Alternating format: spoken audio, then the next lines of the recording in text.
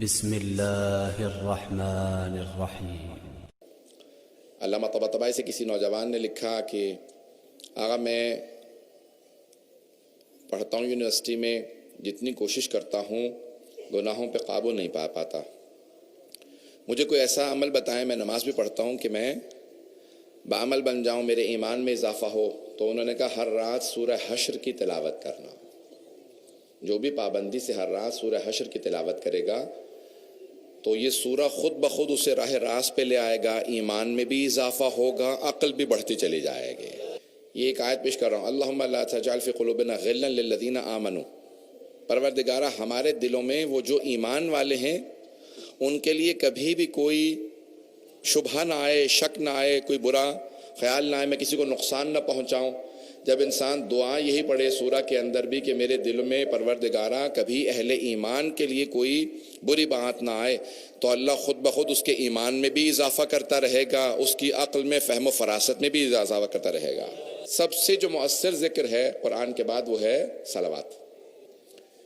بعض اوقات بہت سے ایسے اذکار ہیں، تسبیحات ہیں جن کے عوارض ہوتے ہیں۔ عوارض سمجھتے ہیں جیسے دوا کھا لیتے ہیں، ایک بیماری ٹھیک ہوتی ہے، کوئی اور بیماری لگ جائے اس سے، سائیڈ ایفیکٹس بھی کہا جاتا ہے انگلش میں، جیسے آپ کہتے ہیں، عوارض عربی میں کہتے ہیں۔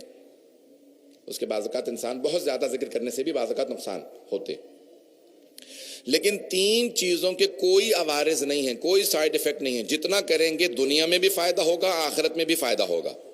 پہلا قرآن، دوسرا صلوات، تیسرا استغفار، ان کا کوئی بھی عوارض میں سے حصہ نہیں ہے، یہ سوائے فائدے کے اور کوئی نقصان نہیں پہنچاتے ہیں۔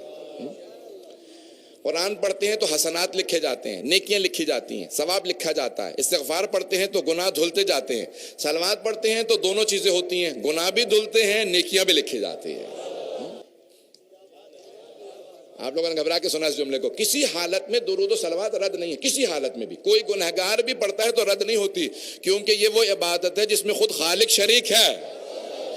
ان اللہ و ملائکتہ یصلون علی النبی، اللہ اور اس کے ملائکہ نبی پہ درود بھیجتے ہیں۔ یا ایھا الذین آمنوا، اے ایمان والو، صلو علیہ وسلموا تسلیما۔